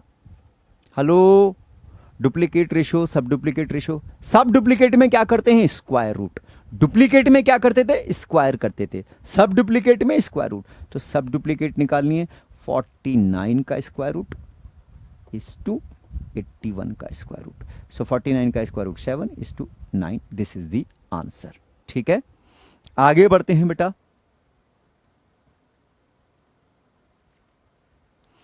इसी तरह से एक एक्सरसाइज है, ट्रू फॉल्स बताना है। ट्रू फॉल्स की एक्सरसाइज है, ट्रू फॉल्स इंस्टीट्यूट के मॉड्यूल से। टॉपिक रेशियो का चल रहा है बेटा। ट्रू फॉल्स की एक्सरसाइज का क्वेश्चन नंबर 21 क्या कह रहा है?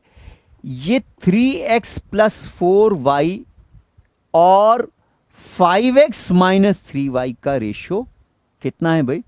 5/3 है। सो हमें x is to y का रेशियो चेक करना है, ट्रू है या फॉल्स। 27:16 आंसर आता है या नहीं आता, ये इसमें ट्रू फॉल्स है, ये बताना है। सो कुछ नहीं करना बेटा, क्रॉस मल्टीप्लाई। इधर देखिए, 3 3 = 9x, 3 4 = 12y। 5 से इसको करिए, 5 5 = 25x, 5 3 = 15y। ठीक है, और अब 12y और यहां से माइनस का 15y है, -15y बेटा इधर राइट हैंड साइड में ट्रांसफर करूंगा, +15 बन जाएगा। +15y + 12y, प्लस का 15y प्लस का 12y कितना बनेगा? 27y। ऐसे ही 25x और यहां 9x माइनस में चला जाएगा, क्या बन जाएगा? 16x। सो बेटा 27/16, 16 नीचे लेकर आ गया, यहाँ बचा x, ये y आया नीचे, x अपॉन y का आंसर 27/16 है, ये आंसर सही है, सही आंसर आ रहा है। ठीक है, ट्रू फॉल्स का क्वेश्चन नंबर 21 था, ट्रू फॉल्स। चलिए आगे बढ़ते हैं बेटा, रेशियो का क्वेश्चन।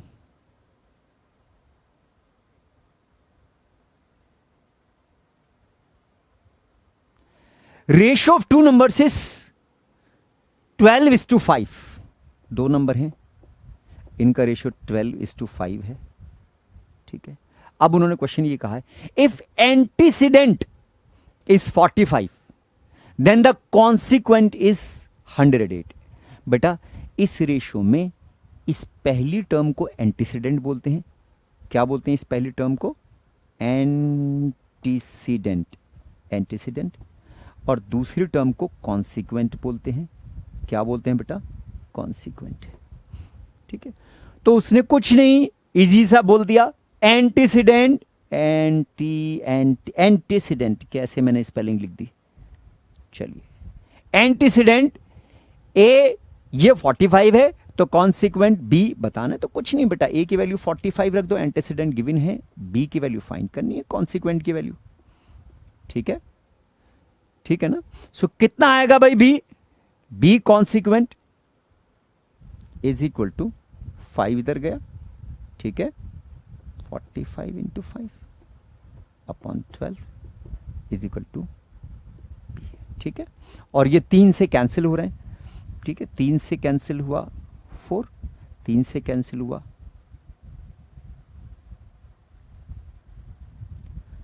75/4। ठीक है, ये बी की वैल्यू आ गई, बी इज कॉन्सिक्वेंट। ठीक है, सो आंसर उन्होंने कहा था ट्रू फॉल्स बताना है, कॉन्सिक्वेंट 108 नहीं है। तो बात समझ में आई बेटा?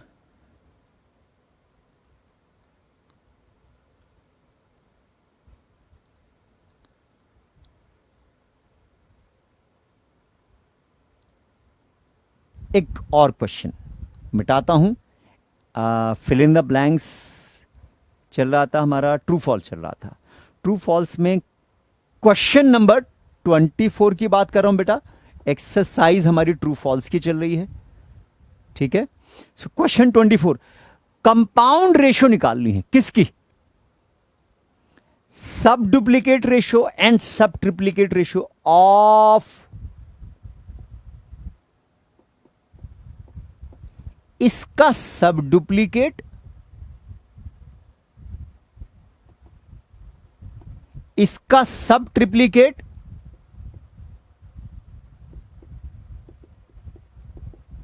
और जब ये सब डुप्लीकेट सब ट्रिप्लीकेट आ जाएगा उसकी कंपाउंड रेशियो। तो बेटा इसका सब डुप्लीकेट क्या होगा? सब डुप्लीकेट किसको बोलते हैं बेटा? हम स्क्वायर रूट को बोलते हैं। सो 729 का स्क्वायर रूट 27 ही तो होता है ना? और 64 का स्क्वायर रूट 8। ये आ गए सब डुप्लीकेट।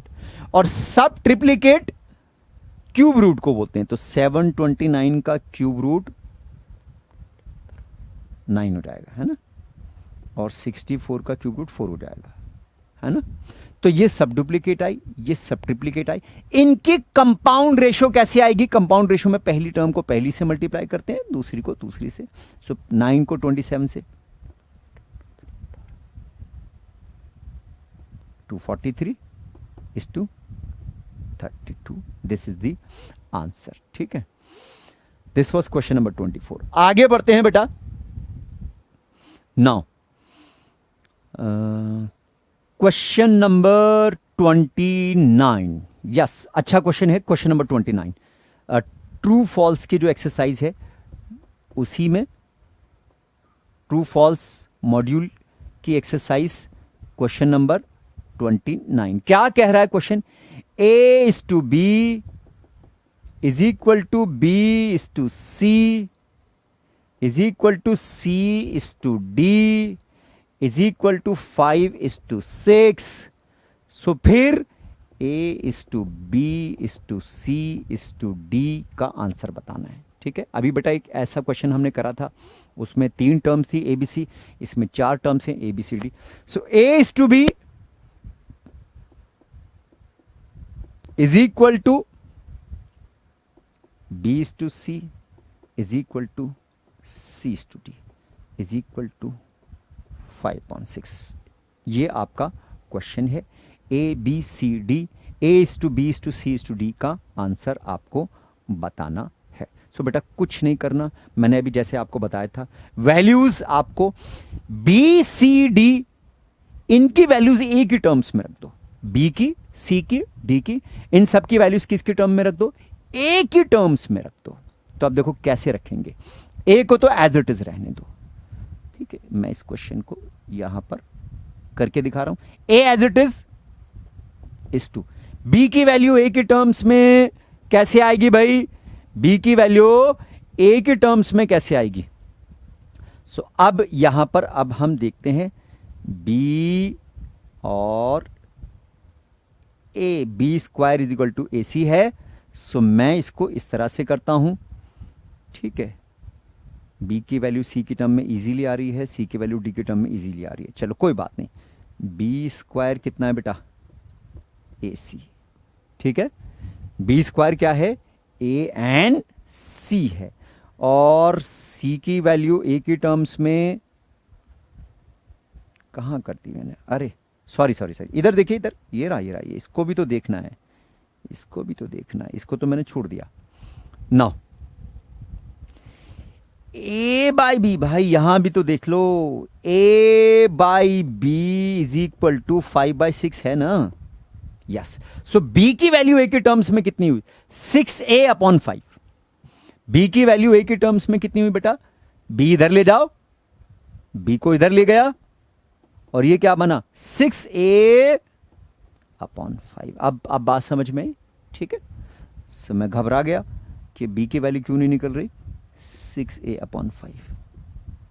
अब सी की वैल्यू भी ए की टर्म्स में निकालनी है, ठीक है।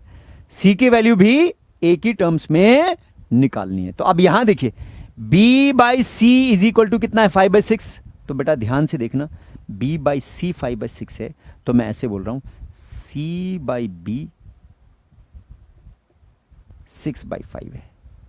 बोलो बेटा, c बाई बी कितना है, 6/5 हो गया। तो c की वैल्यू क्या हुई, 6/5 into B, into B, B क्या था, 6/5 into A. I hope clear है, क्या था, 6/5 इंटू ए। सो अब सी की वैल्यू क्या हुई, 36/25 ए, 36/25 इज टू, अब डी की वैल्यू ए की टर्म्स में, डी की वैल्यू ए की टर्म्स में। सो बेटा गौर से देखिए, ये c by D is equal to 5/6 है, c by D is equal to 5/6 है, मुझे यहां स्पेस चाहिए। तो c बाई डी में d by C is equal to 6/5 है, d बाई सी, घबराई नहीं, अभी शॉर्टकट भी बताऊंगा, d by C is equal to 6/5 है। सो बेटा स्क्रीन पे आपको नजर आ रहा होगा d की वैल्यू कितनी होगी, नजर आ रहा है स्क्रीन पे, d की वैल्यू कितनी होगी, 6/5 इंटू सी, इंटू सी, और c कितना आया था, c आया था 36/25 ए। चलो इतना स्क्रीन पे आपको नजर आ गया। तो बेटा d की वैल्यू कितनी हुई, 6 इंटू 36/5 इंटू 25 ए। 6 इंटू 36 कितना होता है, 216, 5 इंटू 25 1/125, डी की वैल्यू हुई 216/125। इतना समझ में आया, ठीक है। अब कुछ नहीं करना बेटा, ए ए ए ए ए चारों तरफ कैंसिल, 1 6/5 36/25 216/125, 125 से पूरे को मल्टीप्लाई कर दो, 125 से मल्टीप्लाई करा इसे, 125 से कट करूंगा बेटा, 5 कैंसिल आउट हो जाएगा, 5 कैंसिल आउट होकर 25 बचेगा, 25 इंटू 6 150, ठीक है। 125 से मल्टीप्लाई करा, 25 से कैंसिल होगा, 125 क्या बचेगा, 5 इंटू 36, 125 कैंसिल होगा, आंसर क्या बना, 216। A:B:C:D का रेशियो ये आ गया। अब इसको सिंप्लीफाई कर सकते हैं, कॉमन नंबर जहां कहीं कुछ कैंसिल हो रहा है उससे हम सिंप्लीफाई करके कैंसिल आउट करके आंसर निकाल सकते हैं। ठीक है, अब इसके अंदर एक शॉर्टकट जो मुझे आपको बताना है, बस यहां तक बेटा मैंने प्रॉपर स्टेप से इस क्वेश्चन को समझाया। समझाना जरूरी है जिनका मैथ्स का बैकग्राउंड नहीं है, ताकि उनको समझ में आ जाए। ठीक है, अब देखिए शॉर्टकट मेथड क्या है। उन्होंने कहा A/B, B/C, C/D 5/6 है। ठीक है, कुछ नहीं करना, मुझे आंसर निकालना था A:B:C:D। तो डायरेक्ट अब देखिए मैं कुछ नहीं करूंगा, ये सारा जो मैंने एक्सप्लेनेशन आपको समझाने के लिए लिखा है, अब मैं कुछ नहीं करूंगा, सीधे सीधे यहां पर वैल्यू सब्स्टिट्यूट करूंगा। कैसे वैल्यू सब्स्टिट्यूट करूंगा, अब आप यहां देखिए, B की वैल्यू उल्टा कर रहा हूं मैं, A/B को उल्टा लिख रहा हूं B/A। B/A कितना आएगा 6/5। सो B/A 6/5, तो B की वैल्यू 6/5 टाइम्स ऑफ A। बस एक चीज आ गई। अब जब B की वैल्यू 6/5 टाइम्स आई, अब कुछ नहीं करना, इसका स्क्वायर कर दो, 36/25 A। C की वैल्यू आई गई। एक और 6/5 से मल्टीप्लाई कर दो, 216/125 A की वैल्यू।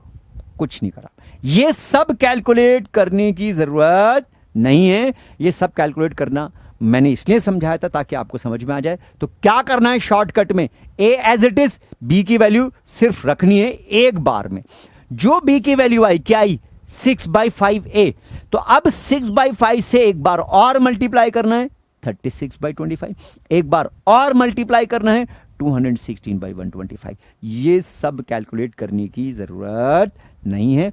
और फिर सीधा सीधा नीचे जो नंबर है उसका हाईएस्ट 125 से मल्टीप्लाई कर दिया, एलसीएम से भी कर सकते हैं, सिंप्लीफाई करके आंसर आ गया आपका। ठीक है बेटा, क्लियर है। चलो, तो बेटा जब क्वेश्चंस की प्रैक्टिस करते हैं तो आपको समझ में आता है कि हाँ ये शॉर्टकट कैसे लगा, क्यों लगाया सर ने। ठीक है, अगर मैं शायद मैं ये शॉर्टकट अगर डायरेक्ट लगाता तो कुछ बच्चों को समझ में नहीं आता ऐसे कैसे, इसलिए मैंने इसको पहले आपको सिंप्लीफाई करके दिखाया है। आगे बढ़ते हैं बेटा। This was question number 29। True false की एक्सरसाइज थी, क्वेश्चन नंबर 29 है। हाँ, मैच दी फॉलोइंग, और कुछ कहीं से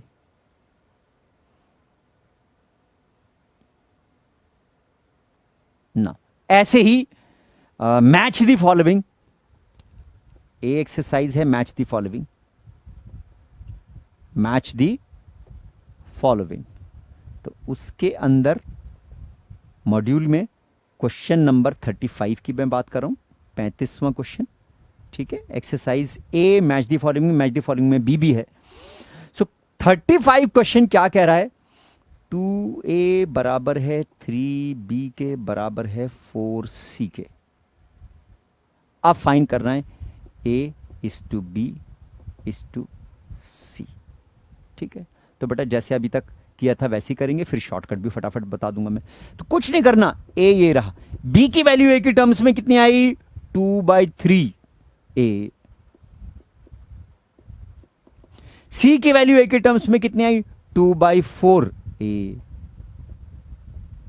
आई होप क्लियर है। अब कुछ मत करो, A से ये कैंसिल तीनों तरफ हो गया, और 3 और 4 का जो एलसीएम है उससे मल्टीप्लाई ऊपर कर दो। एलसीएम कितना आता है 12, 12 से मल्टीप्लाई कर रहा हूं तीनों को, 12 से यहां करा 12, 12 से करूंगा तो 12 से 3 कैंसिल, क्या बचेगा 4, 4 2 जा 8, 12 से करा 4 से 12 कैंसिल 3, 3 2 जा 6। आई होप क्लियर है। ठीक है, आप इसको सिंप्लीफाई कर लिया, 2 से डिवाइड हो सकता है। This is the ratio between A, B and C। ठीक है, सो कितना आया ये रेशियो 6:4:3। तो बेटा अब क्लियर है। अब शॉर्टकट बता दूं मैं, कुछ नहीं है। देखिए अब 2 3 4 इनका एलसीएम लीजिए, 2 3 4 का एलसीएम कितना आता है बेटा 12। कितना आता है 12। ठीक है, सो 12 को डिवाइड करिए 2 से 6, 12 को डिवाइड करिए 3 से 4, 12 को डिवाइड करिए 4 से 3। डायरेक्ट आंसर आया, डायरेक्ट आंसर आया, मैंने कुछ नहीं करा। तो कुछ नहीं करना है, एलसीएम इनका लेना है, 2 3 4 का एलसीएम लेना है। 2 3 4 का एलसीएम बेटे कितना आ गया? 2 3 4 का एलसीएम आया 12। और अब कुछ नहीं करना, 12 को डिवाइड करो 2 से 6, 12 को डिवाइड करो 3 से 4, 12 को डिवाइड करो 4 से 3, 6:4:3, ये ABC का रेशो आ गया। ठीक है, सो रेशो पर आगे बढ़ते हैं।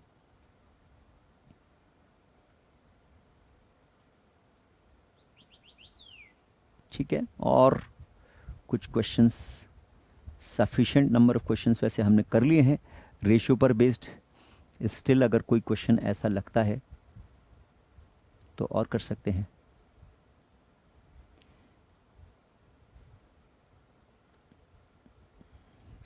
क्वेश्चन नंबर 34 भी देख लेते हैं इसी में। 34 इजी है क्वेश्चन नंबर 34। 34 क्वेश्चन क्या है? 3 रेशोज हैं, 2:3 एंड 6:11 एंड 11:12। इन 3 रेशो का कंपाउंड रेशो निकालना है। तो बहुत इजी है, बहुत इजी है, कुछ नहीं करना बेटा। 2 6 और 11 मल्टीप्लाई कर देना है। 2 6 12। अगर कुछ बच्चों को देखे, मैं और थोड़ा सा इजी बताता हूं। 2 × 6 अभी मल्टीप्लाई मत करो, इंटू 2 × 6 × 11 इज 2। अब यहां दूसरी टर्म 3 × 11 × 12, 3 × 11 × 12। अब इसका फायदा यह हुआ, देखिए आपने 11 11 दोनों तरफ कैंसिल कर दिया, और 2 6 12, पूरा 12 कैंसिल हो गया। यहां बचा 1:3, ये आंसर आ गया। आप मल्टीप्लाई करते फिर लिखते फिर बाद में कैंसिल करते, तो मैंने नहीं किया। 1:3 is the compound ratio of this. So बेटा रेशो के ये क्वेश्चंस हमने करे हैं। आई होप आपके समझ में आया होगा। This was the first lecture, first class of the topic ratio, and in the second class we are going to discuss variations and proportion, and if time permits हम और भी बहुत सारे क्वेश्चंस करेंगे इस क्लास के अंदर। अभी तक जितना हमने किया है बेटा, उसको घर पर बैठकर प्रैक्टिस करिए, सो दैट आपका होमवर्क पाइल अप ना होने पाए, और अगली क्लास के अंदर जब हम आएँ तो आपका रेशो बिल्कुल क्लियर हो चुका हो, और फिर नए टॉपिक वेरिएशन और प्रोपोर्शन के साथ हम मिलते हैं। Thank you very much.